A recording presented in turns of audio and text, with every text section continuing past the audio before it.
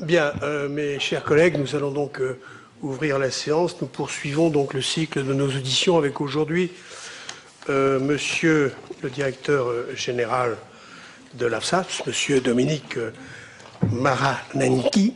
Vous me direz si je prononce bien parce que c'est parfait, formidable. Et Madame Fabienne Bartoli, qui est donc adjointe au directeur général de l'AFSAPS. Et alors, je vous prie d'excuser, vous avez fait tout ce qui était en votre pouvoir pour arriver après Madame la rapporteure, mais ça n'a pas été suffisant puisqu'elle n'est pas encore là. Je suis absolument désolé, mais elle va venir dans peu de temps et ça ne nous empêche pas de commencer cette séance si vous n'y voyez pas d'inconvénient. D'autant plus que je vais d'abord, des formalités, je vais vous rappeler d'abord que cette audition est ouverte à la presse et fait l'objet d'un enregistrement en vue de sa diffusion sur le site internet du Sénat et éventuellement de Public Sénat. Je vous demanderai donc, mais c'est vraiment formel, hein, puisque cette audition est publique et vous avez eu l'occasion, Monsieur Maranenki, de nous indiquer lors de la séance de la Commission des affaires sociales du Sénat à laquelle je participais d'ailleurs que depuis 5 ans vous n'aviez aucun lien d'intérêt, et j'imagine que Madame Bartoli n'en a jamais eu, hein, compte tenu de ses activités professionnelles. Elle n'intéressait pas a priori les laboratoires, hein, parce que sur ce plan-là en tout cas. Mais vous avez quand même été longtemps à l'industrie, je crois. Hein, pas du tout. Vous n'avez pas exercé des responsabilités au ministère de l'Industrie, non? Pas du tout. Pas du tout. Alors, rectifiez parce que oui. j'ai une biographie alors qui ne correspond pas à... attendez, qu'est-ce que... Je lis là. Oui, vous avez... On me dit conseiller technique pour les industries de santé au cabinet. Oui, d'accord. Oui. Et ça, puis chargé d'études à la direction au générale bureau politique industrielle et d'innovation. Oui. À la sous-direction des politiques sectorielles, direction de la prévision et de l'analyse économique au ministère de l'économie. Vous étiez au ministère, mais pas au cabinet. Hein. Voilà, j'étais au ministère, voilà. Et c'était pas le ministère de l'Industrie, puisque c'est l'actuelle direction générale du Trésor et de la politique économique aujourd'hui. Donc il dépend du ministre de l'économie et des finances et non pas du ministre de l'Industrie. Bien, écoutez, puisque ces questions sont donc réglées, nous allons tout de suite entrer dans le... Ah, d'abord, une question. Oui, je vous avais demandé un certain nombre de documents. Bon, effectivement, bon, alors, j'en aurais pas nécessairement besoin aujourd'hui. Enfin, ce qui m'étonne, c'est qu'un document que je vous ai demandé, hein, et vous n'arrivez pas à le retrouver. Alors ça demande quand même explication. Il s'agit du rapport du Centre régional de pharmacovigilance de Besançon-Franche-Comté sur les homérides et l'hypertension artérielle qui a été communiqué lors de la réunion de la Commission nationale de pharmacovigilance du 10 mai 1994. Alors, vous ne l'avez pas trouvé. Mais est-ce qu'il existe? Alors, écoutez, il est dans les archives, il n'est pas présent. On a redemandé, suite à votre demande de la semaine dernière, donc justement au Centre régional de pharmacovigilance de Besançon, ce rapport qu'ils n'ont pas en leur possession. Et il n'est pas versé dans les nombreux cartons d'archives qui sont à l'agence. En revanche, on a l'étude sur... l'étude peut-être... de 98. De 95. Qui avait été dirigée par M. Abenaïm. Ah non, ça c'est l'IPPHS, c'est autre chose. Mais on n'a pas, on a le rapport. Ce qui m'intéressait justement, c'est que, oui, d'ailleurs, je l'ai, hein, je pourrais vous le passer. Hein, non, mais je l'ai moi aussi celui-là. Mais non, mais je parle de celui que je vous avais demandé. D'accord. Ah, ben alors, c'est parfait. C'est formidable. Comment vous avez réussi à l'obtenir? Oui, voilà, c'est merveilleux. Oui, c'est merveilleux, mais non, la question plutôt, comment se fait-il que ce document a disparu, vous voyez? C'est ça le problème.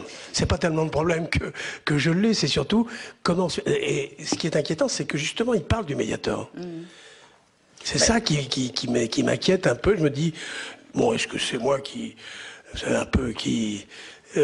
fantasme un peu, mais c'est quand même la première fois qu'on nous cite des cas, c'était en 94, hein, des cas où une association isoméride plus médiator provoque des hypertensions artérielles.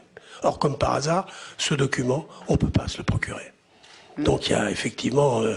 vous poserez la question aux personnes qui étaient responsables de l'archivage. Oui, j'arrête pas de poser cette question, si vous voulez. Mais il y a beaucoup de questions, d'ailleurs, qui restent sans réponse, si vous voulez. Hein.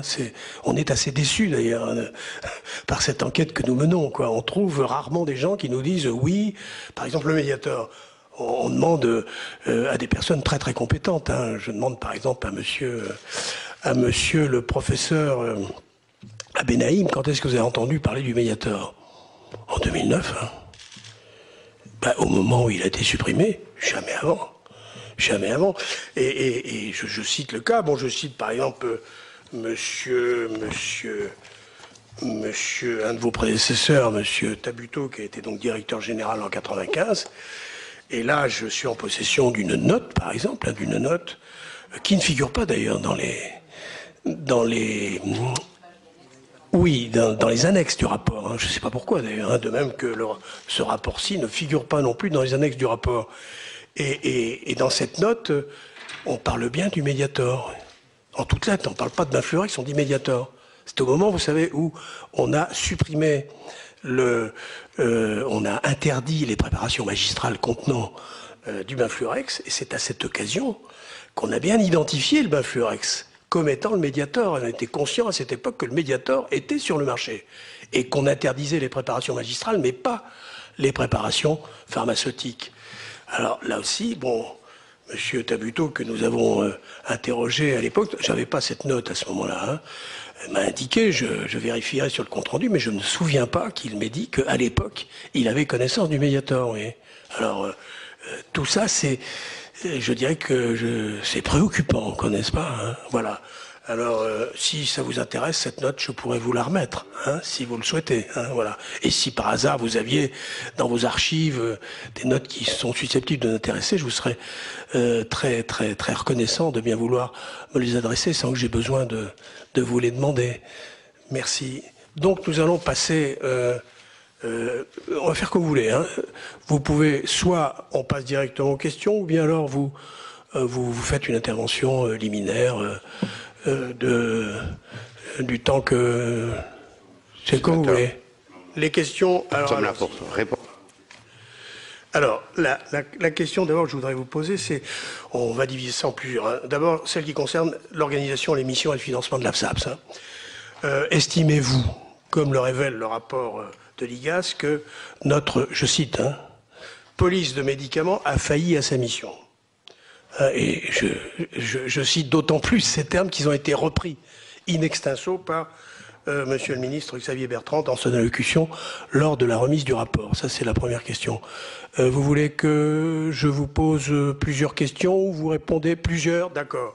La deuxième, c'est êtes-vous d'accord, hein, avec les inspecteurs de l'IGAS lorsqu'ils écrivent dans leur rapport, je cite encore, hein, de manière plus globale, l'AFSAPS, qui est une agence de sécurité sanitaire, se trouve à l'heure actuelle structurellement et culturellement dans une situation de conflit d'intérêts.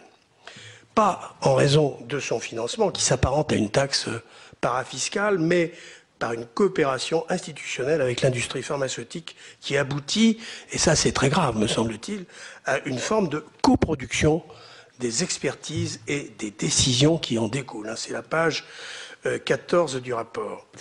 Une troisième question, alors qui s'adresse peut-être plus spécialement à Madame Bartoli, à propos de la gestion des conflits d'intérêts.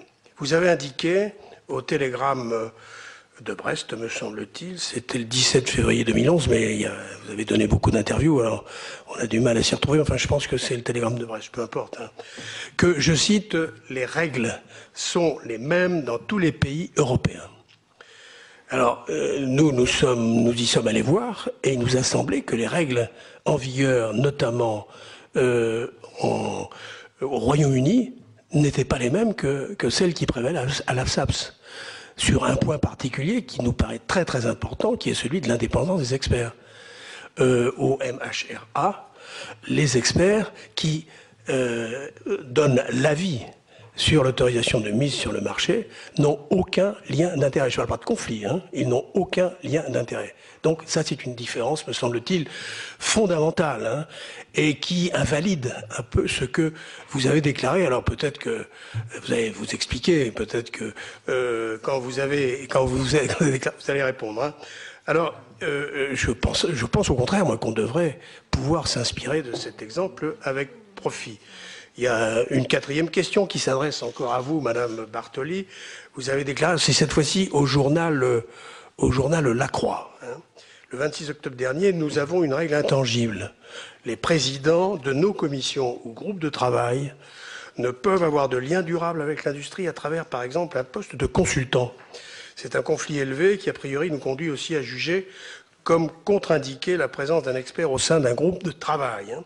Alors, je voudrais que vous puissiez m'assurer hein, que les présidents et vice-présidents des commissions d'AMM et des multiples groupes de travail hein, n'ont pas des liens d'intérêt de ce type hein, avec l'industrie. Hein. Bon, alors je cite comme exemple, mais c'est plus le cas maintenant, mais monsieur, par exemple, Monsieur le professeur Lechat, qui est actuellement directeur de l'évaluation, a été longtemps directeur du groupe Thrombose, alors qu'il avait des liens très importants avec le laboratoire Sanofi-Aventis. Hein. Moi, j'estime tout à fait normal que les médecins travaillent avec le laboratoire. Au contraire, hein, c'est bien pour eux et c'est bien pour les labos. Mais quand il s'agit de prendre des décisions pour le compte de l'État, alors là, j'estime qu'on ne peut pas accepter ça. Alors, je voudrais que vous essayez de me répondre à ces 4 premières questions. Hein. Nous en avons prévu une quarantaine. Alors, tâchez d'être bref. Peut-être on fera une deuxième séance, peut-être. Hein. Ouais, mais je vous en prie. Nous sommes à votre service. Par rapport aux commentaires sur l'organisation, les missions, le financement de l'INCa et le constat ou le commentaire que l'INCa, excusez-moi, l'AFSAPS. Excusez-moi, franchement, je viens d'une autre maison. Vous voyez, je ne suis à l'AFSAPS que... Est-ce que l'AFSAPS a failli à sa mission? La réponse est oui. La réponse est oui, mais on ne peut pas dire que ce qui s'est passé avec Mediator ne souligne pas les faiblesses du système de l'AFSAPS. Je crois qu'il y a un consensus qui est général au niveau des parlementaires, de la société, et y compris à l'intérieur de l'AFSAPS. Donc, la question pour moi qui prend cette responsabilité nouvelle, c'est qu'est-ce qui a failli et comment peut-on faire pour que cela ne se reproduise plus? Et ça, c'est un devoir qui doit guider notre réflexion dans le futur. Et vous participez, bien sûr, par votre analyse détaillée de la situation, à nous donner les pistes pour y arriver. Je vais vous donner simplement mon point de vue naïf, bien que de responsable, sur un des aspects du Mediator. Notre travail, le travail de l'AFSAP, c'est d'assurer la sécurité sanitaire, la sécurité des produits de santé et l'équité de leur distribution, à partir de la remise en question du bénéfice et des risques que peuvent avoir des médicaments ou des produits de santé. À mon sens, pour le futur, la leçon à tirer est claire. C'est-à-dire que ce système ne doit pas être... c'est instable. C'est dans une ambiance dynamique qu'on doit réexaminer les bénéfices et les risques. Nous étions dans un système, et nous le restons peut-être, dans lequel il faut prouver qu'il y a des risques terribles avant de remettre en question l'intérêt d'un médicament. Or, un médicament qui n'a pas beaucoup de bénéfices a par nature beaucoup de risques, et notre travail ou notre responsabilité devant les parlementaires et devant l'État, c'est de peser cette balance bénéfice-risque. Et ça doit se faire autour du temps. Et quand on voit l'histoire Mediator, dont je ne suis pas expert, mais bien évidemment je vous ai écouté et j'ai lu, on n'a pas réexaminé, on a beaucoup débattu sur les risques, mais on a très peu examiné les bénéfices au cours du temps. C'est ma première leçon. La seconde, c'est autour du rapport aussi de l'IGAS, et ça va aller avec ce que vous avez mentionné sur l'expertise indépendante. C'est à l'agence de questionner les experts et pas aux experts d'inspirer l'agence. Un exemple autour du Mediator. Quels que soient les experts extérieurs, si au fil du temps, on s'était interrogé sur la molécule mère, que vous connaissez bien et mieux que moi, sur la nature pharmacologique de cette molécule, on aurait pu constater qu'il s'agissait d'un anorexigène, finalement, de la famille des amphétamines. Bon. Il ne s'agit pas d'une vue globale, c'est d'une vue analytique. La deuxième question qu'on aurait pu poser, c'est est-ce qu'une amphétamine fait maigrir? La réponse est oui. Et est-ce que de maigrir, ça diminue la tolérance au glucose? La réponse est oui. Est-ce que ça diminue la tolérance aux lipides? La réponse est oui. C'est tout ce qu'ont les experts à dire, mais ça ne fait pas un médicament antidiabétique ni anti-hypercholestérolémiant. Donc de juger les bénéfices... Oui, monsieur le sénateur. Tant fait la pluie et le beau temps dans cette auguste institution, dit encore aujourd'hui que le Benfluorex n'est pas un anorexigène, mais un antidiabétique mal étudié. Alors, il est évident que quand on lit par ailleurs, ce que je vous indiquais tout à l'heure, dans le rapport de l'IGAS, on est bien obligé de constater que les thèses erronées du laboratoire eh bien, ont été prises comme argent comptant par l'AFSAPS. L'agence du médicament à l'époque. Hein. Donc il y a là un véritable problème. Donc l'incapacité pour l'agence de développer, disons, une analyse autonome, originale face au laboratoire. J'espère que ça a changé. J'en suis pas absolument sûr. J'espère en tout cas que ça changera. Ça doit changer parce que cette histoire ne doit plus se reproduire. Ça va avec la problématique de l'expertise externe versus interne. C'est en interne que nos pharmacologues doivent analyser la nature pharmacologique de la molécule. Et quand je dis questionner, c'est pas questionner la firme, c'est questionner des experts externes qui confirmeront, moduleront ou infirmeront. D'autre part, ce qui était peut-être vrai en termes d'analyse pour le responsable de l'évaluation dans les années 80 puis 90 n'a plus lieu d'être dans les années 2000, dans la mesure où le sujet, c'est la prise en charge des personnes atteintes de diabète ou d'hypercholestérolémie, pour lesquelles il y a d'autres alternatives thérapeutiques. Donc il me semble, en toute simplicité, que c'est le devoir de l'agence, si elle prend la responsabilité de distribuer des médicaments sur la base d'une relation bénéfice-risque, de poser elle-même les questions, et pas qu'aux firmes, et pas attendre d'avoir la preuve qu'il y a des événements indésirables et effroyables, la preuve qu'il y a des événements indésirables et effroyables, avant de remettre en question l'utilité et donc la distribution d'un médicament. C'est ce qu'on attend d'une agence. Alors c'était pas très facile avec l'organisation, c'était pas très facile avec les contraintes réglementaires auxquelles était soumise l'agence, mais vous avez manifestement illustré que notre travail, c'est de garantir les bénéfices pour les patients et de limiter les risques pour les patients. Et donc, à une certaine époque, ça peut être le cas, puis ça ne l'est plus dans la suite. Et personnellement, je pense que c'est la principale faille qui fait que l'agence n'a pas déployé son expertise et sa neutralité dans l'expertise par rapport à l'objet qu'elle avait à traiter, celui-ci comme d'autres.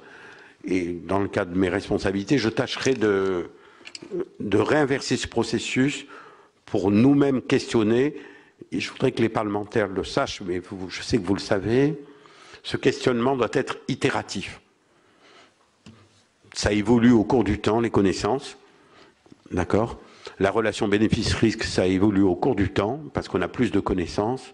Par contre, la chasse à la preuve du risque ou l'imputabilité d'un risque est une chasse qui ne se fait pas dans le cas du bénéfice pour les patients, éventuellement pour ceux qui cherchent des formulations sans complication, mais ce ne doit pas être notre travail. Oui.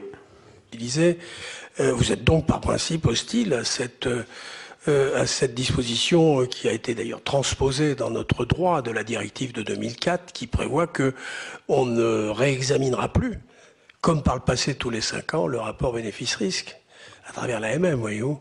On va réexaminer le médicament 5 ans après sa mise sur le marché, et après c'est pour la vie, c'est fini. Non mais on peut continuer, on a le devoir de continuer à suivre le bénéfice et le risque de ce médicament. On n'est peut-être pas soumis, dans le cadre de la directive, à un réexamen de l'AMM. Par contre, si les agences font leur travail de suivi, ils peuvent eux-mêmes déclencher. Oui. Vous pensez qu'il n'est pas nécessaire qu'ils soient soumis à des obligations de réévaluation oui, parce qu'on se cache, périodique. Parce qu'on a le devoir éventuellement de remettre en question avant 5 ans si on pense qu'il y a des risques qui sont trop importants. Et c'est toute la notion qui va arriver à partir de 2012, qui va être le suivi global qui s'impose à tous les médicaments, avec des dates périodiques, mais une AMM, ce n'est pas forcément définitif, et surtout le contenu de l'AMM, qui n'est pas que l'autorisation de la mise sur le marché, c'est-à-dire les indications et les contre-indications, par nature, doivent être adaptées et modulées au fil du temps et au fil des connaissances et au fil des observations pour éviter une des deuxièmes plaies nombreuses de l'affaire du Mediator, ce qu'on appelait l'utilisation hors AMM. Déjà, dans le cadre de l'indication, c'était discutable, mais en dehors de l'indication, non seulement c'est discutable, c'est catastrophique. Donc si les agences qui assurent de la sécurité ne réexaminent pas le bénéfice-risque dans une indication correcte, qui peut au fil du temps se restreindre ou s'élargir dans l'intérêt des patients, on sera toujours dans un système aveugle et on attendra qu'il y ait des complications catastrophiques pour des donneurs d'alerte pour éventuellement corriger le tir. Donc on doit le corriger plus tôt. Et ça fait partie d'un travail régulier. C'est toujours désagréable d'avoir à réexaminer régulièrement des dossiers, mais ça fait partie de la vie de l'accès à l'innovation. Merci, ça, c'était monsieur. sur ce point du futur. Alors, La problématique de la coproduction, voilà. ou la critique sur la coproduction. La coproduction, oui. Là, je suis réservé par rapport à cette remarque telle qu'elle est présentée, bien sûr, dans la globalité du rapport de l'IGAS, je la comprends, mais c'est une présentation qui, telle qu'elle, peut paraître quand même un peu une vision que je qualifierais d'un peu polémique. Est-ce que les agences du médicament et des produits de santé doivent avoir des relations avec les industriels? La réponse est oui. La réponse est oui, elles doivent les avoir tôt. De façon à anticiper et ne pas supporter. Elles doivent donner aux industriels la règle du développement, c'est-à-dire quelles sont les attentes médicales et sociales que la France ou l'Europe attendent d'un médicament innovant dans le cadre du diabète ou du cancer. Donc elles donnent les règles du jeu. Ensuite, elles vérifient sur des faits, ce qu'on appelle le dossier, que la relation bénéfice du risque par rapport à cette règle du jeu attendue est bénéfique. Et là, on rentre dans l'indépendance totale. C'est-à-dire que la force de l'agence, qui n'est peut-être pas assez déployée, ou du moins pas assez commentée, y compris dans le rapport de l'IGAS, que ça se passe en France, en Europe ou aux États-Unis, puisque le processus est le même, c'est de donner l'autorisation en vérifiant un dossier et avoir une capacité d'inspection et de contrôle. J'insiste sur ce point, la prise de responsabilité dans ma fonction, c'est évidemment si on est capable d'inspecter et de contrôler et qu'on ne suit pas que des allégations.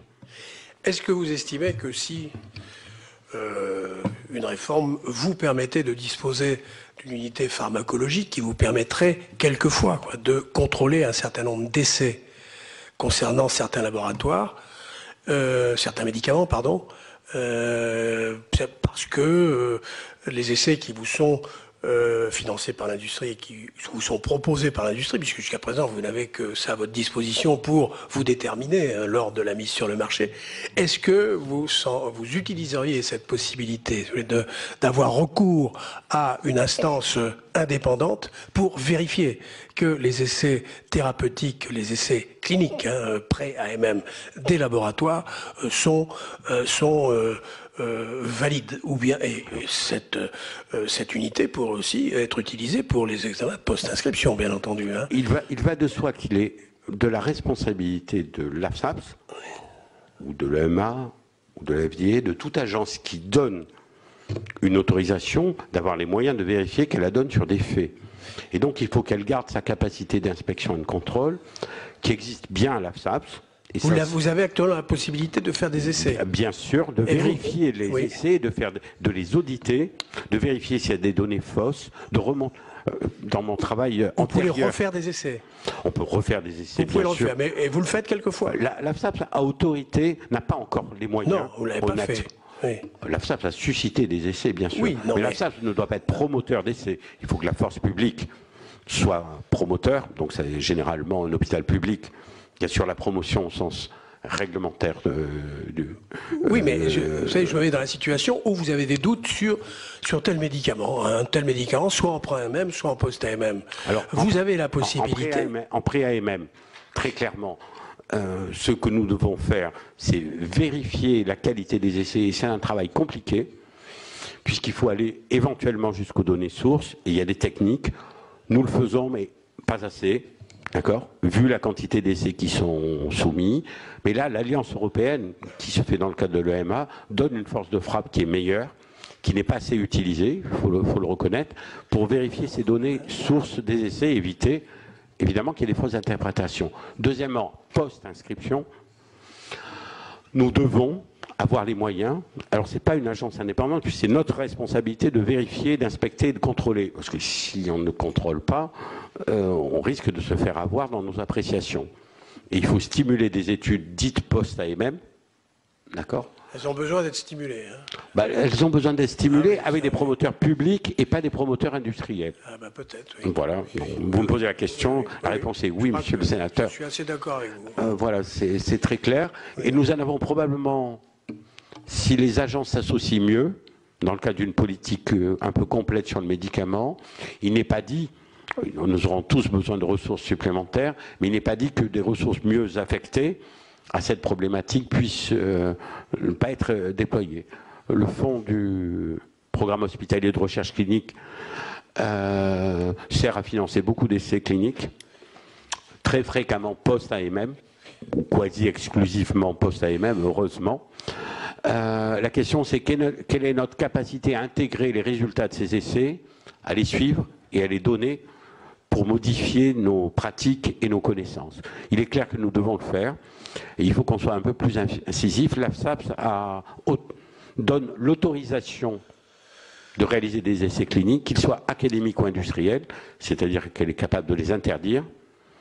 Mais l'AFSAP doit pouvoir regarder un peu plus quel est le déroulement des essais, les interrompre lorsqu'ils n'ont pas des inclusions suffisantes.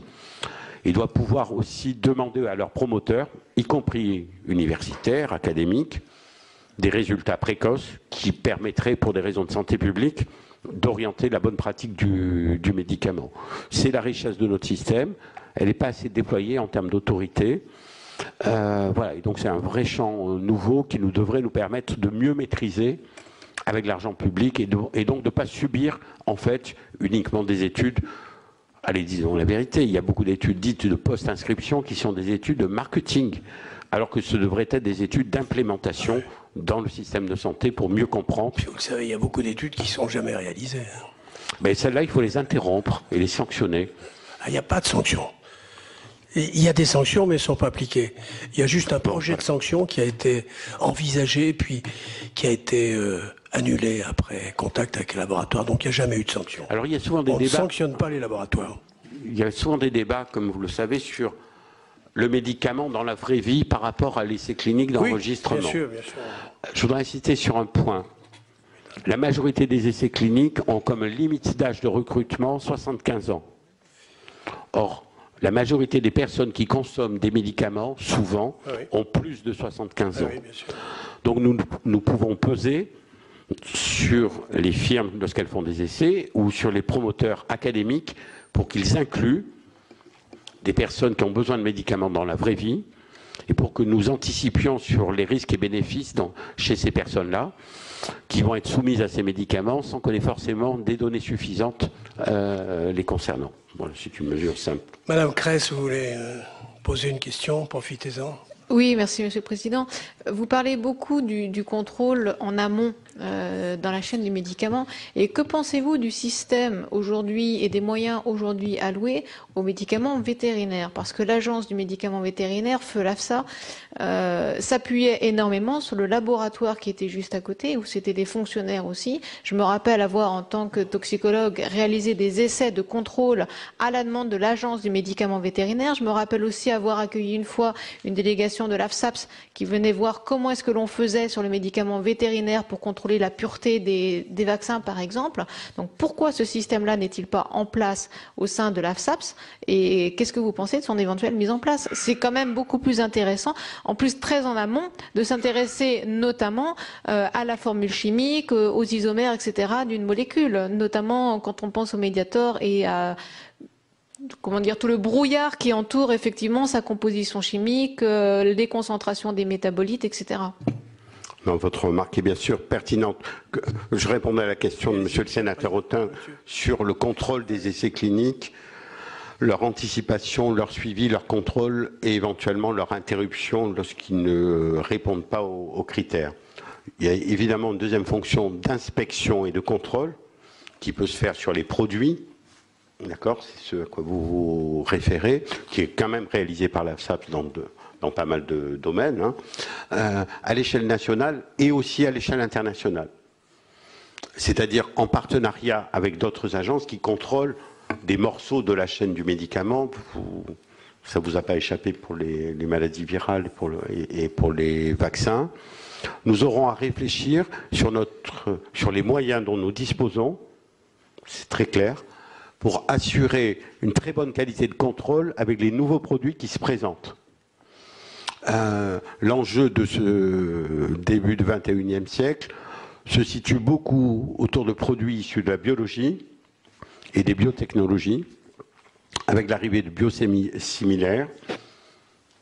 La manière de contrôler ces produits suppose pratiquement d'avoir une capacité de les co-développer ou d'être capable de maîtriser un certain nombre de techniques très sophistiquées qui existent très peu dans nos laboratoires, et nous aurons à investir en France et ou le partager avec d'autres pays. Sans ça, nous allons supporter finalement des dossiers et des produits pour lesquels notre capacité de vérification sera limitée. Donc c'est un enjeu à venir de sécurité, de contrôler de nouveaux produits, dont les présentations, dont les formes, dont les bénéfices, mais aussi les risques dans la chaîne de production et aussi dans le rapport présentation de la molécule sont de nature différente des produits que nous avons connus dans le passé. Ça aussi, c'est ce que j'appelle la dynamique. Il faut savoir s'adapter aux produits qui vont arriver, que notre capacité d'inspection ne soit pas trop ancrée et de contrôle sur des techniques qui restent encore importantes en chimie basique, mais qui aillent un peu au-delà en matière de biologie. Votre question sur... Donc, c'est pas de coproduction. Non. C'est pas de coproduction, c'est chacun de son côté, mais pour être bon de son côté, il faut avoir une capacité intellectuelle et des compétences en laboratoire qui permettent de répondre aussi, enfin, ou de questionner de façon pertinente la firme et être capable de la contrôler. Ça existe franchement à l'AFSAP, c'est pour ça que j'assure cette responsabilité. Il est indiscutable qu'il faudra le développer. À propos de la gestion des conflits d'intérêts et de l'indépendance des experts, je voudrais marquer ma propre... il faut sortir de cette histoire de façon définitive. Là, quand je suis arrivé à l'AFSAP, je n'étais pas très inquiet, car les intérêts étaient au moins déclarés et dans l'ensemble assez bien gérés, mais avec pas assez de fermeté et d'autorité. Donc il est du rôle des responsables de l'AFSAPS, qui ne sont pas complices, d'imposer les règles et de faire disparaître ou sortir toute personne ayant un lien d'intérêt qui nuit à la capacité de l'indépendance de l'expertise. Nous ne pouvons plus supporter collectivement, que ce soit dans ces domaines ou dans ceux de l'environnement ou autre, la remise en question permanente de l'expertise. Et je partage votre point de vue. La bonne réponse n'est pas de lien d'intérêt du tout. Je voudrais qu'on dissocie quand même, par rapport au président de commission, les fonctions des différentes prises responsable de commission ou président de commission. Président de commission d'AMM, pharmacovigilance. Ce n'est pas tout à fait pareil que de participer à un groupe de travail ou de présider un groupe de travail.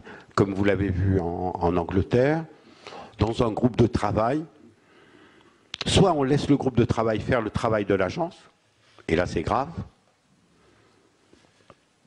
même s'il est composé de bons experts, parce qu'ils auront forcément des conflits d'intérêts, voire même des intérêts personnels sur une manière de traiter les maladies. À ce sujet, est-ce que vous êtes capable de me dire combien vous avez de commissions, de groupes de travail? Oui, nous l'avons rapporté, mais on pourra vous le repréciser par écrit, hein, c'est tout à fait détaillé. C'est considérable. Oui, je crois que nous avons... Considérable, hein, on était à la FDA l'autre jour. Non, mais attends, la notion de groupe de travail est parfois surestimée. Et surestimé. Et parfois surestimé. Il est normal que quand on rassemble des personnes, on appelle ça un groupe de travail, mais ce groupe de travail peut éventuellement se réunir une fois par an pour donner un avis ad hoc sur un petit sujet. Ce qui compte pour le futur, très clairement, c'est qu'il n'y ait pas d'accumulation de groupes de travail et que surtout on ait un pilotage des questions qu'on leur pose. 70, c'est considérable. Oui, mais on parle pas du médicament. Sur le médicament, c'est beaucoup moins. Fabienne veut répondre de façon beaucoup plus précise, puisqu'elle les connaît par cœur. Elle va être conduite aussi à répondre à la question que je lui ai posée. Donc c'est une excellente, peut-être, transition, voilà. pas Exactement. Donc pour les groupes de travail qui sont rattachés à la commission d'autorisation de mise sur le marché, il y en a 31. Donc, 31. Voilà. C'est déjà pas mal. Oui, bien sûr. Pas mal, hein. Mais pour répondre à votre question de façon précise, il y a 12 commissions à l'agence, 12 commissions. mais qui concernent l'ensemble du domaine de champ de compétences, c'est-à-dire les médicaments, les produits cosmétiques, les biocides, les stupéfiants, les dispositifs médicaux, bien sûr. Oui. Donc, voilà, c'était pour répondre à votre question juste sur le médicament lui-même. Sur le médicament, on est à 31. Oui. 12, non, 12 c'est l'ensemble des commissions l'ensemble. où il y a dispositif médical, cosmétiques, produits biocides, biocides, Commission nationale des stupéfiants. Oui, d'accord. Voilà. Donc, là, bon, pour le médicament, il y a 3 grosses commissions. Voilà. C'est-à-dire commission pharmacovigilance, AMM et puis la publicité. Quoi. Exactement. Hein, d'accord. Très bien. Alors, bon, cette parenthèse étant fermée, les questions que je vous avais posées concernant... Ah oui, comment voyez-vous l'expertise, quoi, puisque vous indiquez que l'AFSAPS, finalement, les experts sont traités comme dans toutes les autres agences. Alors, ce qui m'est apparu faux, est-ce exact ou pas? Alors, ça m'est difficile, Monsieur le Président, de vous répondre sur un extrait de citation qui ne me correspond pas à l'ensemble de l'interview que j'ai donnée. Et par ailleurs, comme vous le savez vous-même, sans doute, pour donner parfois des interviews, on n'a pas toujours forcément la liberté de relire exactement les propos qu'on vous attribue ne sont pas toujours forcément exacts. Donc, il faudrait que je l'ai sous les yeux pour vous répondre. En revanche, je peux vous répondre sur le deuxième point, si ça peut... Sur le deuxième point sur lequel vous m'avez interrogé, sur l'interview que j'avais donnée à la Croix, puisque c'est vos citations... Alors, moi, je vous renverrai à mes sources, qui sont les documents que nous mettons en ligne et que nous contrôlons sur le site de l'AFSAPS, car je sais que vous êtes toujours... vous avez des dossiers très complets. On avait fait un point presse. Oui, ça c'est je sais. Même plus complet que les vôtres. Hein. C'est bien ce que je souligne, monsieur le Président. Et donc, je reviens pour vous répondre précisément, pour qu'on puisse avancer sur les 40 questions. Donc, vous m'interrogez sur la présence de liens durables, notamment pour les présidents des groupes de travail et des commissions. Et donc, lors de ce point de presse que nous avions réalisé en 2009, je ne vous dis pas de bêtises, non, même le 30 mars 2010, même pour être très précis, nous avions repris l'historique de la façon dont les conflits d'intérêts sont gérés de façon pratico-pratique à l'agence, et en particulier sur ce point, donc on avait bien précisé que c'est à partir de fin 2006 que l'agence a renforcé ses exigences d'indépendance liées à la fonction de président de commission et de groupe de travail et a généralisé la pratique de l'appel public à candidature pour donc pouvoir recruter les fameux experts qui seraient présidents et membres de ces groupes de travail et de ces commissions.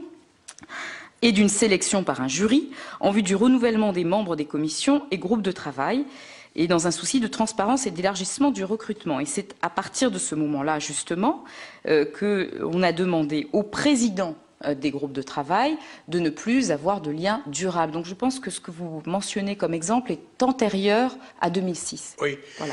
Pour Enfin, répondre précisément à votre oui, question. alors, mais je pense, enfin, il y a aussi un problème de permanence. Hein. Je pense que rester pendant 12 ans, 13 ans, 15 ans président d'une commission, c'est pas une bonne chose. Or, qu'est-ce qui se passe? Puis alors, il y a plus, hein, c'est que je me suis aperçu en lisant votre lettre, Madame Bartoli, que l'agence ne respectait pas la réglementation. Puisque vous avez donc, en février 2011, c'est récent, adressé une lettre où j'ai bien été obligé de constater que jusqu'à cette date,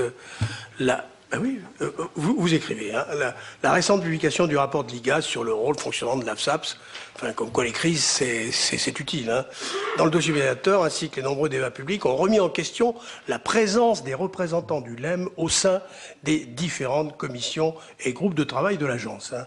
Cette présence apparaît en effet comme incompatible avec une obligation et une garantie d'indépendance des avis donnés par ces commissions et groupes de travail. Jamais trop tard hein, pour s'en apercevoir. Moi, il y a déjà des années que je mène ce combat, alors que vous étiez d'ailleurs avec votre ministre à l'époque, Monsieur Bertrand, hein, et je me faisais envoyer dans le mur régulièrement parce qu'on me prenait pour un farfelu. Enfin, je suis très heureux hein, que vous arriviez à cette même constatation. J'en suis très heureux. Mais alors, en ce qui concerne la commission d'autorisation de mise sur le marché, l'article R 5121-54 du Code de la santé publique qui fixe sa composition ne prévoit pas de représentants de votre organisme professionnel. Effectivement, c'est une lettre que vous adressez au LEM. Et pourtant, ils étaient là. Donc, pour quelle raison est-ce que l'AFSAPS ne respectait pas la réglementation? Est-ce que c'était le seul domaine où elle ne respectait pas cette réglementation? Alors, effectivement, vous leur demandez bien gentiment quoi, de bien vouloir quitter ces commissions. Vous vous comportez remarquablement bien vis-à-vis de l'industrie pharmaceutique, et c'est tout à fait normal d'ailleurs, hein, mais ce que je ne comprends pas, c'est que ces gens-là se soient retrouvés au sein de commissions alors qu'ils n'y avaient pas leur place. Et vous, bien sûr, c'est exposé des motifs, la question, alors, que s'est-il passé? Pourquoi cette situation? Je vous écoute. Alors, de façon très simple, comme vous l'avez bien cité, c'est la réglementation, et donc cette réglementation, elle dépend du ministère de la Santé.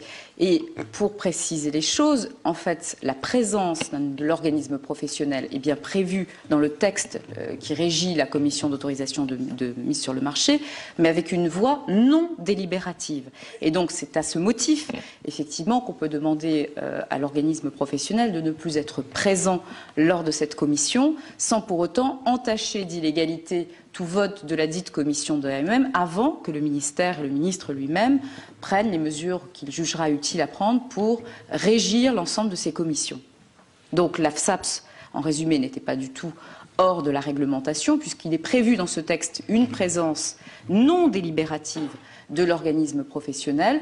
Pour autant, comme c'est une présence non délibérative, effectivement, en février 2011, nous avons souhaité que le LEM puisse ne plus être présent. Voilà. Donc si je vous résume, vous pensez que la présence dans les commissions, que ce soit à titre délibératif, comme c'est le cas par exemple dans la commission de la transparence, hein, puisque la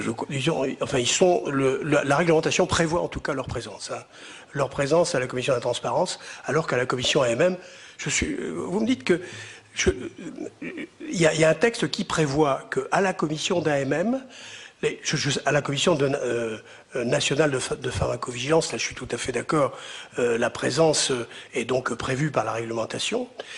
À la commission de la transparence aussi, mais je ne savais pas que la réglementation prévoyait la présence d'un représentant de l'industrie pharmaceutique avec voix délibérative. Hein. Avec voix, non, oui, j'ai bien dit, avec voix non délibérative. Hein, on est bien d'accord. Hein. Je ne le savais pas, mais enfin, on en apprend tous les jours. Hein. Donc, vous êtes allé, si j'ai bien compris avec cette lettre, au-delà de la réglementation. Hein.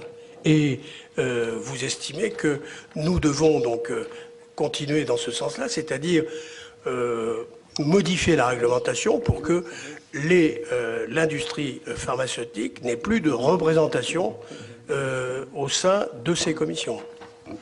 Je crois que, vu tout ce qui s'est passé, de notre responsabilité directe, nous avons voulu rapidement modifier le fonctionnement de la commission d'AMM de façon à le rendre plus transparent, dont les ordres du jour sont publiés sur le site, parce que la transparence est meilleure lorsqu'on connaît l'ordre du jour des sujets qui vont être discutés.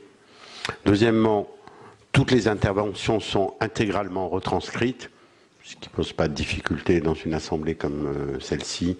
Ils peuvent être consultés sur le net, à distance de la commission. Troisièmement, je veille personnellement à la déclaration des conflits d'intérêts qui sont affichés en début de séance. C'est-à-dire tous les membres de la commission connaissent tous les intérêts des membres de la commission qu'ils ont déclarés dans les 5 ans à venir. Et le responsable de l'AFSAPS publie et affiche les personnes qui seraient susceptibles d'avoir un conflit d'intérêts mineur ou majeur. Il le publie devant tout le monde, de façon à ce que les choses soient claires. Enfin, pour éviter la suspicion de pression de l'industrie pharmaceutique, Fabienne a demandé à la chambre patronale de l'industrie pharmaceutique, qui siégeait avec voix non délibérative, comme prévu par les textes, de se retirer. Une remarque sur ce sujet. Donc les prochaines réunions de la commission, la prochaine sera filmée en plus. Oui, et les débats seront accessibles sur le net, sur la partie délibérative. Nous aurons des invités, et les invités seront, pas pour tous les sujets, mais pour les sujets qui les concernent, des associations de patients, de façon à ne pas leur imposer. Ça, c'est l'État. Nos vœux pour le futur, c'est que si la Chambre de l'industrie est représentée, il faudrait, c'est en tant que partie prenante, mais à ce moment-là, il faudra qu'il y ait d'autres parties prenantes qui soient présentes, comme les professionnels de la prescription, tout de même, comme ceux qui distribuent les médicaments, les pharmaciens d'officine, comme des associations de patients quand même, et de consommateurs. Ce qui importe, à mon sens, c'est que le regard soit clair et que personne ne puisse douter de l'équité des débats et que les dossiers soient accessibles et que, quand c'est nécessaire, et on doit pouvoir le susciter, les réunions doivent être rendues publiques. C'est pas une innovation d'ailleurs. Non, ce n'est pas une innovation, mais il suffit de le faire. À la FDA, voilà, mais il faut le pratiquer. Donc la prochaine séance, la semaine prochaine, sera publique. Et ceux qui s'expriment, et par contre, et dès maintenant, tout le monde peut vérifier. Par rapport à la présence donc des firmes industrielles dans leur représentation patronale, à mon avis, elle n'a pas lieu d'être. Les firmes sont auditées par la commission en cas de besoin, et c'est pas pareil, elles sont auditées et elles sont chacune de leur partie. Je crois que c'est très important que la suspicion, et si je peux me permettre, Monsieur le Président, de faire un vœu sur les évolutions de la réglementation sur les commissions, il est très important que les commissions, que tout ne soit pas dans une seule commission d'AMM, oui, afin qu'il y ait des commissions ad hoc, oui, qui permettent de traiter des dossiers très importants pour la santé publique, mais pas très intéressants dans la relation bénéfice-risque, comme les dossiers de générique, oui, comme les dossiers de reconnaissance mutuelle, car oui, vous verrez, si vous regardez nos ordres du jour, que nos ordres du jour pourraient paraître noyés, oui, par tout un flux de dossiers pour lesquels, en fait, l'agence fait exclusivement le travail en vérifiant bien sûr la qualité du produit, et faire tenir tout ça dans une même commission, à mon sens, lève à la démocratie du propos et à son efficacité. Oui, donc vous seriez plutôt favorable à une organisation du type de celle de la FDA, où il y a 12 commissions consultatives. Alors, je crois qu'il faut qu'il y ait des commissions, oui, qui sont ad hoc par rapport au sujet. C'est ça, peut-être par classe thérapeutique ou par générique, pour les génériques, par exemple, où la France a beaucoup de retard. C'est-à-dire que, parce que je suis d'accord avec vous, la commission d'AMM a trop de travail, quoi. Donc il faudrait... et donc elle est dispersée, et donc elle est accusée d'avoir des ordres du jour trop chargés, absolument, que les experts connaissent pas assez les dossiers. En fait, ils les connaissent, mais ils les connaissent chacun pour leur propre partie d'expertise. Et examiner le changement de présentation d'une boîte, c'est très important. La réglementation prévoit que ça se fasse en commission d'AMM. Ça ne peut pas être la même commission dans laquelle on réévalue la relation bénéfice-risque du médiator, qui suppose débat contradictoire d'experts, pour ne citer que cet exemple. À ce sujet-là, justement, deux questions. Alors la première, comment voyez-vous l'avenir de la commission d'AMM par rapport à l'agence européenne? C'est que l'agence européenne, bon, dont les laboratoires empruntent de plus en plus la procédure centralisée. D'autant plus que, quelquefois, ils n'ont pas le choix, puisque pour certains médicaments, ils sont obligés de passer par cette procédure. Donc, on peut imaginer qu'avec le temps, le travail en ce qui concerne les molécules nouvelles de la commission d'AMM va diminuer. On peut même imaginer un jour que l'essentiel du travail pour voir la totalité des autorisations de mise sur le marché soit de la compétence de l'agence de Londres. À ce moment-là, le rôle de la commission d'AMM de l'AFSAP sera réduit à sa plus simple expression. Alors effectivement, elle aura encore un rôle. Les génériques, peut-être certains renouvellements, les renouvellements d'autorisation, encore que non, puisque ce qui est centralisé, il y aura un renouvellement centralisé. Donc comment vous voyez l'avenir, l'avenir du développement de la commission d'AMM? Je vous pose cette question parce que vous avez peut-être pris connaissance du rapport Even qui envisage de fondre, enfin, dans une même agence, la commission d'AMM et la commission de transparence. Alors, je voulais en même temps avoir votre avis. Et la deuxième question concerne disons, les rapports entre la Commission nationale de pharmacovigilance et la commission d'AMM. Est-ce que vous êtes partisan d'une plus grande autonomie de la commission pharmacovigilance? Est-ce qu'il est nécessaire que lorsque la Commission nationale de la pharmacovigilance émet un avis concernant un médicament, soit sur le retrait, soit sur les effets indésirables, elle soit obligée de passer par la commission AMM pour réévaluer, par exemple, la balance bénéfice-risque? Ou bien est-ce que, imaginons que la commission, comme ça s'est produit en 2000, je crois que c'est en 2007, il y avait divergence entre la commission d'AMM et la commission nationale de pharmacovigilance. La commission de pharmacovigilance voulait retirer le médiator. L'AMM, non. À ce moment-là, il y a un conflit et le directeur général doit être amené à arbitrer. Alors, est-ce qu'il ne serait pas plus simple d'autonomiser la commission de pharmacovigilance pour qu'elle n'ait pas son avis n'ait pas à transiter par la commission d'AMM pour qu'ensuite le directeur général prenne sa décision? Voilà, deux questions. Notre travail et la responsabilité que vous nous avez donnée, c'est d'examiner la relation bénéfice-risque avant la mise sur le marché, au moment de la mise sur le marché et dans la suite de la mise sur le marché. Donc il n'y a pas les bons qui regardent le bénéfice et les méchants qui regardent le risque, ou les méchants qui regardent le risque. Donc c'est un travail qui doit se faire ensemble. Et ce n'est pas avocat versus procureur, c'est que par nature, dans tous les principes actifs, il y a des effets bénéfiques qui sont recherchés, mais il y a aussi des effets nocifs qui sont... Donc c'est la base du métier. Et imaginez qu'on puisse dissocier ces deux aspects en pré-AMM, pendant l'AMM, voire en post-AMM, me paraît extrêmement dangereux, car rajouterait à la confusion. Par rapport à l'Europe, vous êtes plutôt favorable, d'ailleurs vous avez commencé à une commission unique. À une commission unique pharmacovigilance AMM. Je ne peux pas me permettre d'aller contre la réglementation que je respecte. Oui. Mais si c'est mon sentiment, la réponse est oui. Lors de la prochaine réunion et lors de la précédente, les membres de la commission de pharmacovigilance. Mais honnêtement, ça consiste à quoi faire? Ce sont les mêmes experts, tout de même, payés par de l'argent public quand ce sont des personnels de l'agence. Ils sont pas... Ah oui, oui. D'accord. Vous ne parlez pas des experts externes. Non, mais je parle des évaluateurs de l'agence. De l'agence, d'accord. D'accord. Ils sont bons. Oui, d'accord. Il y en a qui évaluent le risque et d'autres qui évaluent le bénéfice. Bon, tout ça, c'est leur boulot. D'accord. Donc, dissocier deux services, un qui regarde le bénéfice, l'autre qui regarde le risque, me paraît un peu dangereux en termes d'organisation. Et en ce qui concerne les experts extérieurs, c'est un peu la même chose. On peut retrouver des gens qui de temps en temps sont dans le bénéfice, de temps en temps sont le risque. L'expertise doit être contradictoire par nature, pour déterminer un ratio final qui est l'équilibre entre le bénéfice et le risque. Et elle se fait avec des toxicologues, elle se fait... Donc ça, je crois que c'est vraiment la base, et elle existe, et ça existe à l'échelle mondiale, ça commence à être bien reconnu.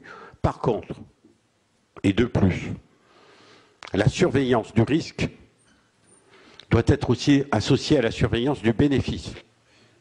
Ça va de soi. Et le grand changement qui se produit dès l'année prochaine en Europe, et c'est très bien qu'on ait de temps en temps des directives, oui, c'est que nous devrons suivre les firmes devront produire des documents sur les bénéfices et les risques au fil du temps sur leurs produits, et les agences, dont l'AFSAPS, auront la responsabilité de corriger les documents amenés par les firmes, de les re-questionner, voire dans certains pays comme le nôtre, qui est un des plus généreux en termes d'accès aux produits de santé, de corriger le tir qui est prévu par la firme et par l'enregistrement. Un exemple idiot.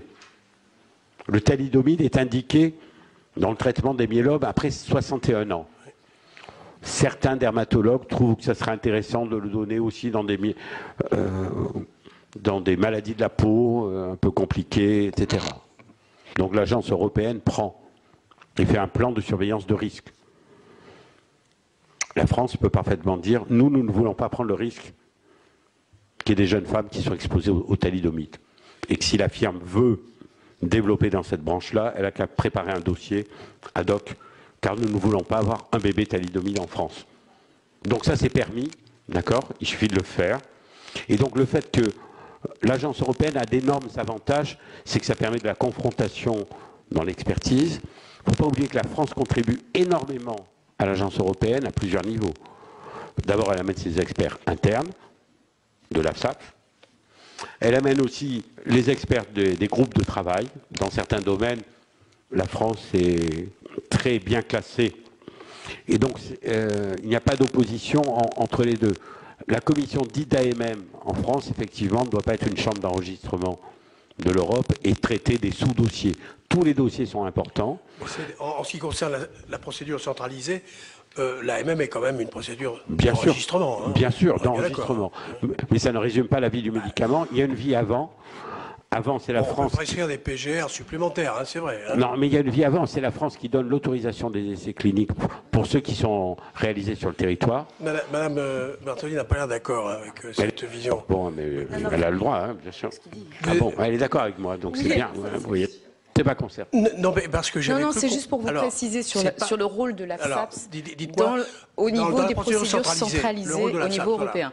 Voilà, il faut savoir qu'effectivement, on est rapporteur ou co-rapporteur sur une vingtaine de dossiers, sur une centaine par an. Donc, on est parmi la troisième agence européenne, troisième ou quatrième ex aequo, au niveau des autres agences européennes, à prendre la plume et à rédiger le rapport d'évaluation dans les procédures centralisées. Donc là, c'est l'ensemble des équipes internes de l'agence, des évaluateurs et uniquement les équipes internes qui participent à l'évaluation du dossier, qui est un gros travail. Par exemple, on parle souvent de nombreuses procédures de l'AFSAPS, mais si vous voulez, pour 20 dossiers à peu près par an, chaque dossier, c'est 12 évaluateurs internes quasiment qui travaillent toute l'année sur le dossier. Donc là, l'agence, l'AFSAPS, prend une part active, si vous voulez, à l'évaluation du dossier, et ça n'est pas une chambre d'enregistrement.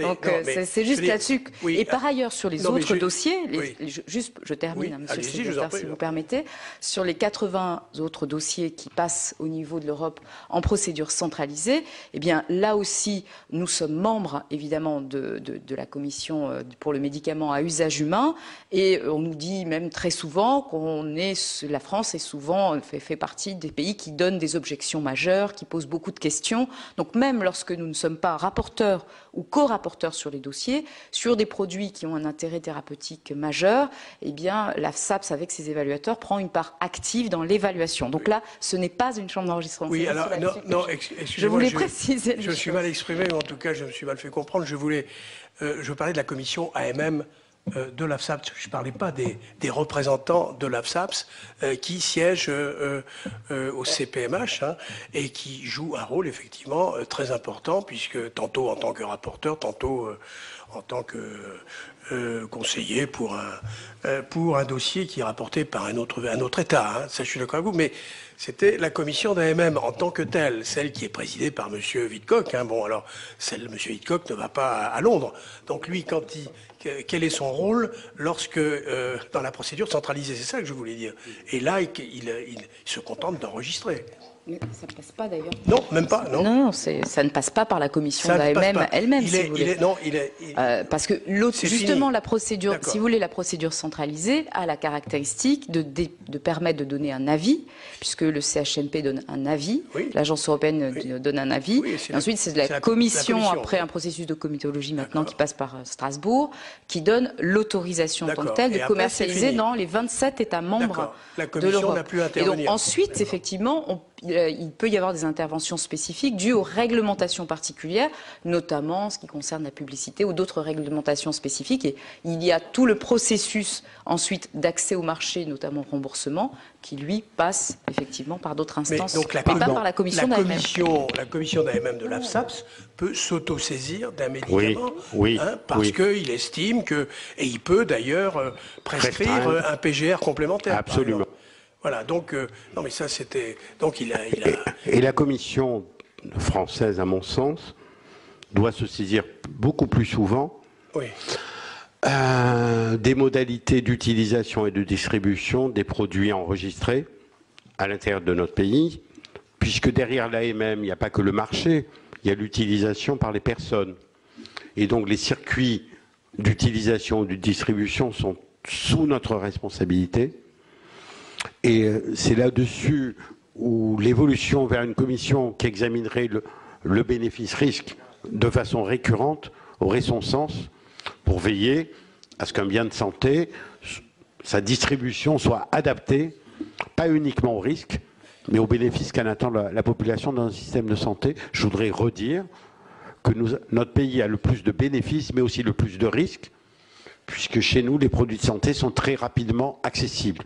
C'est beaucoup plus facile pour certains pays de la communauté européenne dont je participe, qui n'utilisent pas les produits de santé, qu'ils enregistrent.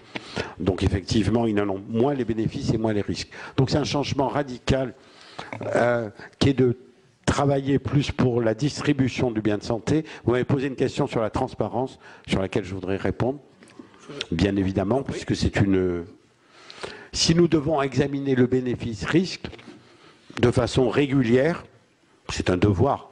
Sans ça, on va laisser passer des baisses de bénéfices et on va laisser passer des montées de risques. On doit les examiner dans un contexte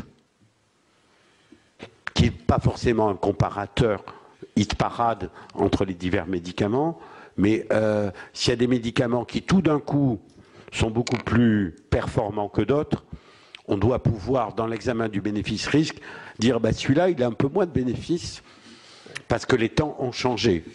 C'est ce qui est le cas sur les antidiabétiques. Donc il est paradoxal qu'il y ait une dissociation entre les deux. C'est paradoxal et c'est difficile à comprendre qu'avec les mêmes données et les mêmes experts extérieurs, des opinions éventuellement différentes puissent être comprises. Ça veut pas dire, ce sont deux choses différentes. Mais les utilisateurs nagent et trouvent ça là incohérent. Donc je pense que c'est la même responsabilité d'examiner le bénéfice-risque. En ce qui concerne et cela doit être indépendant bien évidemment du financement et du remboursement, afin que des décisions prises de distribution ne soient pas influencées par des restrictions budgétaires, mais c'est sur cette appréciation que le financeur décidera ou non. Ça, c'est une décision politique et de régulation du système de santé, de savoir quelle valeur il donne ou non à ces produits. Nous devons garantir que ce sont les meilleurs produits qui sont rendus disponibles, et forcément en comparaison interne et en comparaison externe. Et ce n'est pas stable au cours du temps, car bien évidemment, nous sommes une agence qui doit travailler sur le progrès thérapeutique. Et ce qu'on veut offrir, c'est les progrès thérapeutiques. Et quand il y a un progrès thérapeutique, généralement, ça étouffe des progrès, des produits récemment. La HAS a un rôle crucial, je tiens à le dire, sur le système de santé, car elle intègre pas que le médicament, mais le parcours thérapeutique. Il n'y a aucune agence de médicaments dans le monde, que ce soit la FDA, etc., Nous, on regarde par exemple tel médicament, mais on ne dit pas le nombre de cures que doit avoir un traitement anticancéreux. D'accord? Et ça, c'est l'HAS qui donne le parcours. Et ça change tout en termes de régulation, ça change tout en termes d'impact, et ça change tout en termes de risque. On a l'équivalent quand même au Royaume-Uni. Au Royaume-Uni, c'est le NICE qui fait ce travail. Ouais. Mais il ne s'intéresse pas aux comparateurs des médicaments, il s'intéresse à l'utilité dans le système de santé du partage des biens. Par exemple, il peut dire il ne faut jamais faire de chimiothérapie dans le cancer de la prostate, même si c'est un médicament qui est enregistré. Bon. Ou il faut le faire que dans 5% des cas. Bon. Ça, ce n'est pas le rôle d'une agence du médicament. L'agence du médicament, elle doit vérifier que ce médicament dans le cancer de la prostate a une bonne relation bénéfice-risque dans un contexte. Et son rôle n'est pas de dire combien de cures on doit faire et à quel sous-groupe de population on doit l'adresser. Ça, c'est forcément une autorité qui est indépendante du médicament et qui regarde ça, le, NICE qui fait le bénéfice global. Ouais. C'est le NICE. Et c'est pour des raisons essentiellement économiques? Parfois, ça fait un débat public en Angleterre, mais qui a un système de santé, une sociologie un peu différente. Ah oui, quoi qu'ils ont l'air de râler maintenant. Oui, oui, il y a eu des manifestations. Mais ils ont moins de déficit que nous, quand même. Hein. Ça, c'est une aussi. Madame Blandin, je vous pardonne, mais j'ai oublié que vous m'aviez demandé la parole. Excusez-moi. Ça va obliger une petite gymnastique de retour en arrière, mais c'est très ponctuel. Ils sont très agiles. C'est sur les commissions. Vous nous avez dit l'évolution éthique des protocoles, etc. Vous avez dit les conflits d'intérêts sont affichés. Mais est-ce que des conséquences en sont tirées d'exclusion de certains débats des personnes ayant des liens? Voilà. Oui, je ne parle pas de l'époque du médiateur, je parle de maintenant. Maintenant, oui. Voilà, oui. C'est ça. Oui. Et la deuxième chose, est-ce que vous êtes favorable ou non à une proposition du Grenelle, auquel vous avez par ailleurs participé, qui a été votée par le Parlement, d'une instance extérieure chargée de vérifier que les agences respectent bien leur protocole éthique, en quelque sorte, quoi. Actualisation des conflits d'intérêts, etc.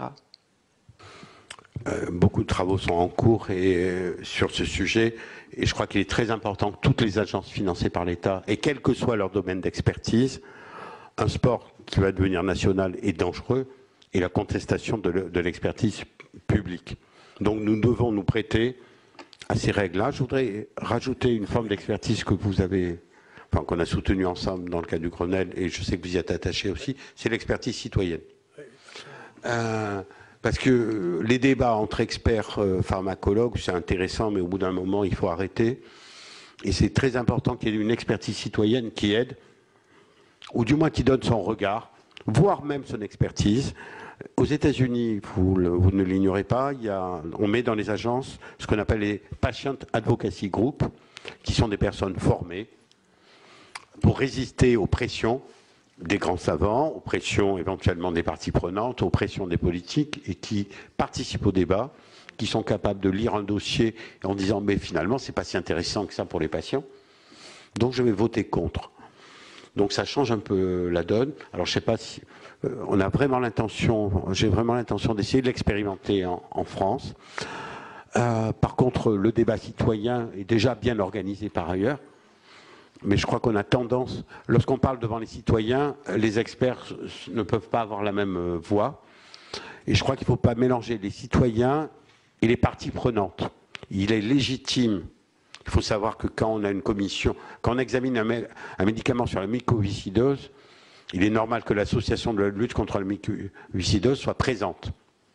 Mais à ce moment-là, elle est partie prenante, elle n'est pas neutre, bien évidemment, parce qu'elle y tient. Merci.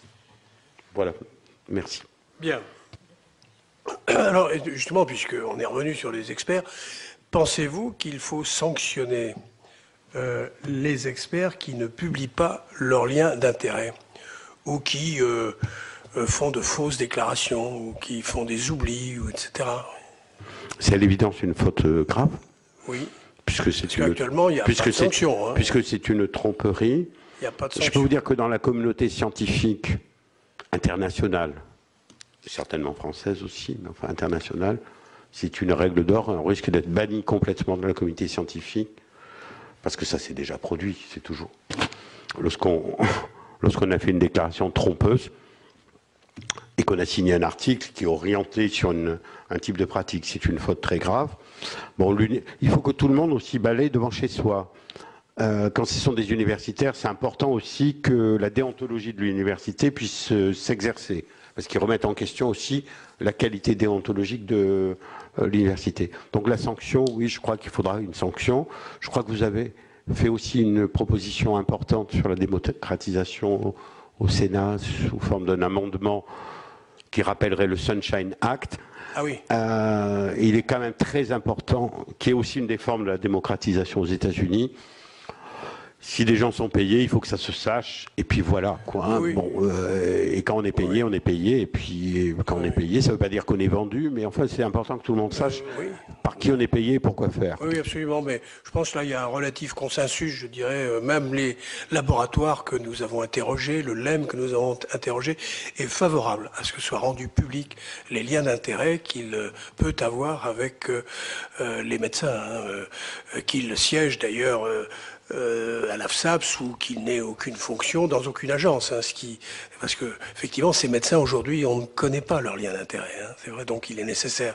Alors là, j'ai appris en allant aux États-Unis qu'on avait quand même, on est en avance sur les États-Unis puisque ils n'ont pas, il n'est pas obligatoire pour les laboratoires de publier les liens qu'ils ont avec les associations. C'est pas alors que sur ce plan, j'ai été très étonné parce que je pensais que on était très en retard par rapport à eux, mais non, il ne semble pas. En tout cas, je pense que c'est dans cette voie qu'il faut effectivement s'orienter. Je dirais même, et je pense que le ministre l'a dit lui-même, je pense qu'il faut aussi, je ne sais pas s'il l'a dit, mais en tout cas, je pense que les sociétés savantes doivent aussi, me semble-t-il, publier leurs liens d'intérêt parce qu'on s'est aperçu que sans les laboratoires, elles n'auraient pas d'existence. Elle pourrait pas. Et pour ça, je m'interroge. Je voyais là que l'université Descartes là, faisait un grand colloque, oui, sur la démocratie demain, donc il n'y a pas de sponsor, ils arrivent à faire des colloques sans l'industrie pharmaceutique. Je ne sais pas comment ils y arrivent, hein, parce que les médecins sont incapables de se rencontrer ou de faire des colloques sans l'industrie pharmaceutique. C'est ça qui est assez étonnant. Ah, écoutez, moi, j'ai rencontré beaucoup d'experts qui m'ont dit, mais si on n'avait pas l'industrie pharmaceutique, on ne pourrait pas nous rendre au congrès auquel nous devons participer. Donc il y a là effectivement un problème, une carence de l'État. Deux remarques, si vous permettez, oui, sur ce point. Je vous en prie. Le déclarer, ça change tout. Il y a beaucoup de congrès qui ne peuvent pas exister, surtout à l'échelle mondiale, sans le sponsor de l'industrie pharmaceutique. C'est pas une nouveauté. Hein. Bon, ces congrès sont de plus en plus mondiaux. Mais là aussi, c'est une déclaration d'intérêt. On sait, dans mon champ de spécialité, que l'ASCO, par exemple, qui est un grand congrès, bon, c'est un congrès, c'est un salon en fait. Hein. Le Festival de Cannes, il y a des sponsors aussi. Comme le MEDEC, par exemple. Voilà, mais il n'y a pas d'honte, c'est un salon et où on présente les nouveaux produits et éventuellement la bourse va monter ou descendre. Ce qui ne veut pas dire qu'il n'y ait pas des sessions scientifiques extrêmement puissantes et de très bon niveau. Comme au Festival de Cannes, on peut trouver des œuvres de créateurs inconnus. Donc c'est important. Mais c'est pas remboursé par la Sécurité sociale, hein, le Festival de Cannes. Hein, non, mais l'ASCO d'ailleurs c'est payé. Parce que nous n'avons tout ce que je vous dis là, raison. ça n'aurait aucun intérêt. Si vous voulez, moi, Nous n'avons aucune raison de financer. Le problème, c'est qu'il y a quand même des fonds publics qui sont. Non, mais sur les fonds publics, nous nous n'avons aucun intérêt à financer la participation à des grands salons internationaux.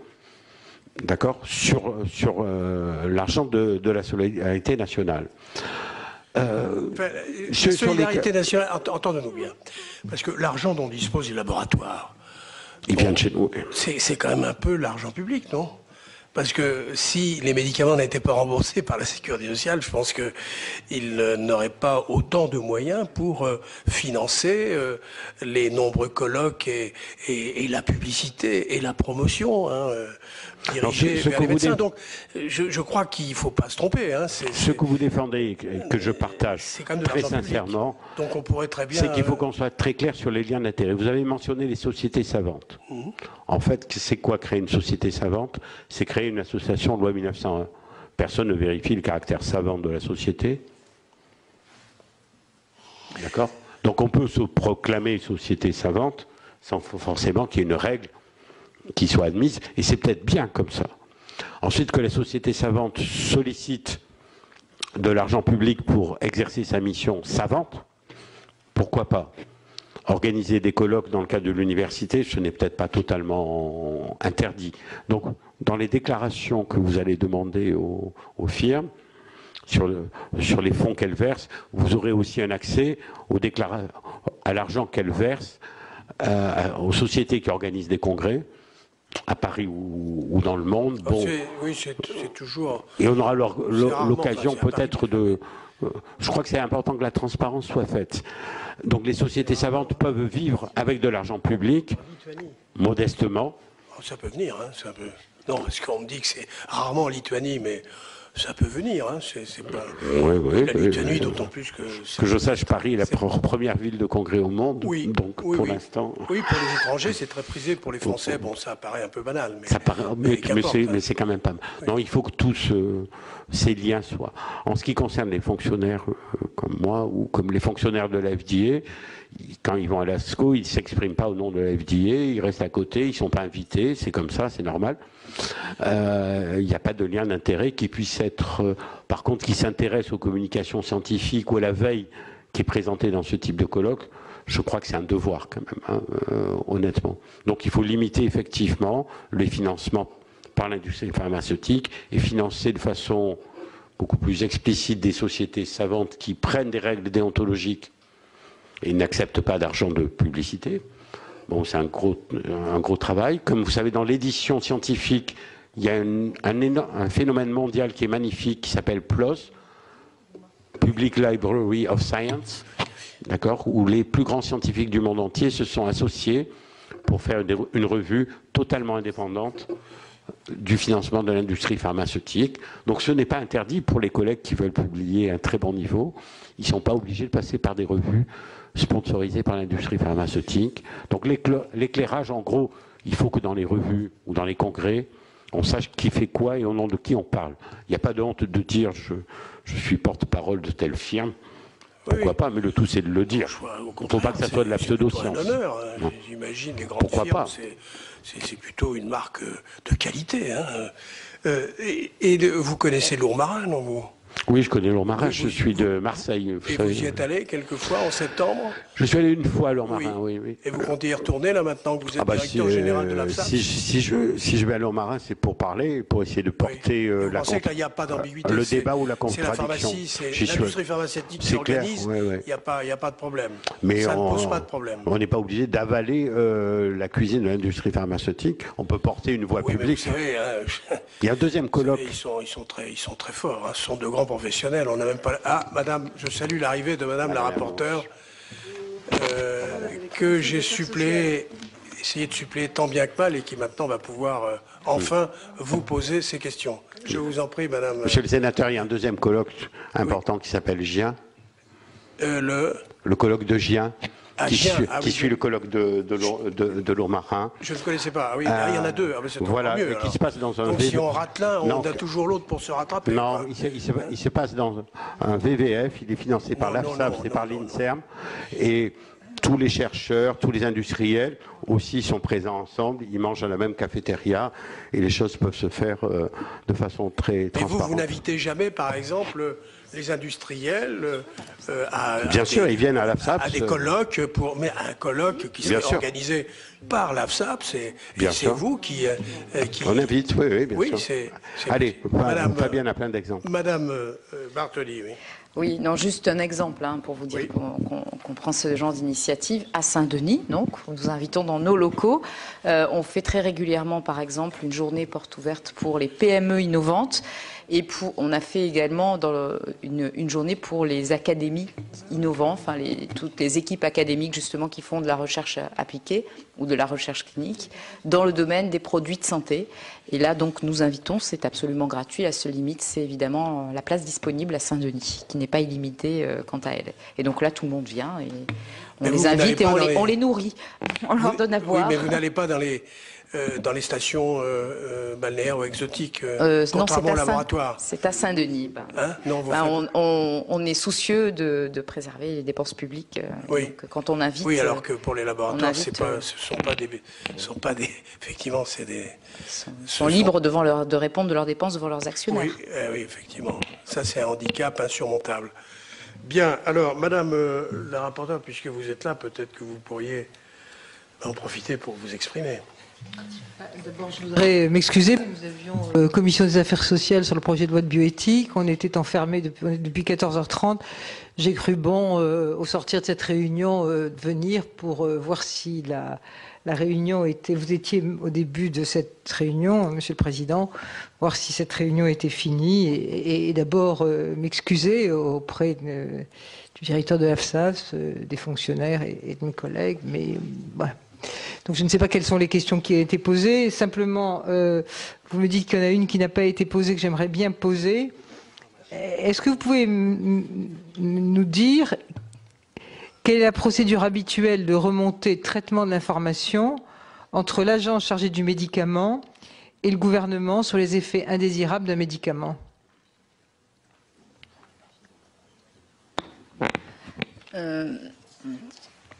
C'est-à-dire, la Direction générale Parce que de la santé... un certain nombre de ministres auditionnés ont dit, ont affirmé ne pas avoir été informés sur le Mediator. Et moi, on voudrait connaître la procédure, oui, de remontée du traitement de l'information entre l'agence et le gouvernement, quand quelque part vous avez une indication, une suspicion d'effets indésirables de médicaments.